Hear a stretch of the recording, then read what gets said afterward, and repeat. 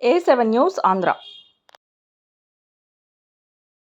నూజివీడు మండలం మర్రిబందం గ్రామానికి చెందిన జనసేన పార్టీ సంయుక్త కార్యదర్శి పందిరిపల్లి సంతోష్ గారిని నూజివీడు మండల చిరంజీవి యువత ప్రధాన కార్యదర్శిగా ఉమ్మడి కృష్ణా జిల్లా చిరంజీవి యువత అధ్యక్షులు శ్రీ వర్రే హనుమాన్ ప్రసాద్ గారు నియమిస్తూ ఉత్తర్వులు జారీ చేశారు.